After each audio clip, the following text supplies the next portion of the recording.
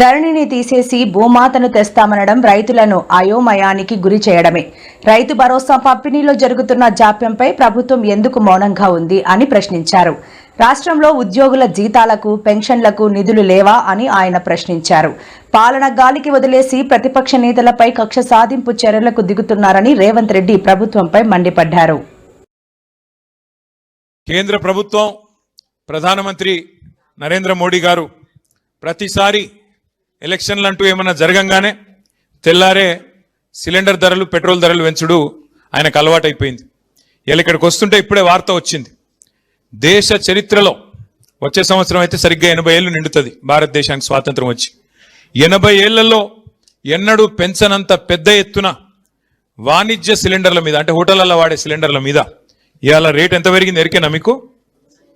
తెలియదా?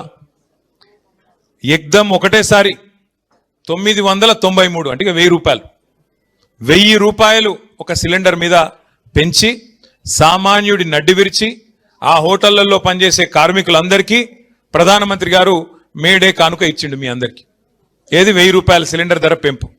దీనివల్ల ఏం జరుగుతుంది, ఏమైతుంది ఒక్కసారి మీరు ఆలోచన చేయండి. హైదరాబాద్లో నిన్నటిదాకా సిలిండర్ ధర 2321, ఇవాళ దాని ధర 3315. ఎన్నడూ ఈ భారతదేశంలో ఇంత పెద్ద ఎత్తున ఎవరు సిలిండర్ ధరలు పెంచలేదు. దీనితో ఇప్పుడు ఏమవుతుంది, హోటళ్లల్లో, రెస్టారెంట్లలో పనిచేసే కార్మికులందరికీ దినదిన గండం అన్నట్టు వాళ్ళ పరిస్థితి. ఇప్పటికే గ్యాస్ దొరుకుతలేదు, అదే యుద్ధం చాలా అయినాక అని చెప్పి చాలా మంది హోటళ్లల్లో తగ్గించిండ్రు, రెస్టారెంట్లలో, హోటళ్లలో తగ్గించారు, ఏది వండుడే తగ్గింది. కానీ వాళ్ళ సామాన్యుడు, ముఖ్యంగా లక్షలాది మంది పిల్లలు హైదరాబాద్లో బ్యాచిలర్లు ఇక్కడ ఐటీ ఉద్యోగాలు చేసుకుంటూ, ఇతర ఉద్యోగాలు చేసుకుంటూ హోటళ్ల మీద, మెస్సుల మీద ఆధారపడేటోళ్ళు ఉంటారు. వాళ్ళందరికీ అలా ఇబ్బంది, వాళ్ళందరికీ మరి ఆహారం ధర పెరిగిపోతుంది. అట్లాగే కేవలం వాణిజ్య సిలిండర్లు మాత్రమే కాదు, 5 కిలోల చిన్న సిలిండర్ల మీద కూడా ధర పెంచిండ్రు. 261 రూపాయలు దాని మీద కూడా పెంచిండ్రు. దాంతో ఏమవుతుంది, నిత్యావసర వస్తువులు ధరలు అవి మళ్ళీ ఒక్కసారి పెరిగిపోయే ప్రమాదం.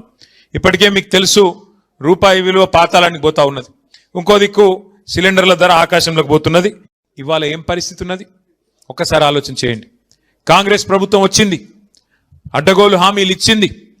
ఆ రోజు కేసీఆర్ గారేమో పొరుగు రాష్ట్ర కార్మికులను కూడా కడుపులో పెట్టుకొని చూసుకుంటే, ఇవాళ Srisailam left bank canal SLBC tunnel కుప్పగూలి, సొరంగం కుప్పగూలితే కనీసం అందులో కార్మికుల శవాలను కూడా గుర్తించలేని దుస్థితిలో ఉన్నది ఈ ప్రభుత్వం. కార్మికుల శవాలను కూడా కనీసం వాళ్ళ కుటుంబ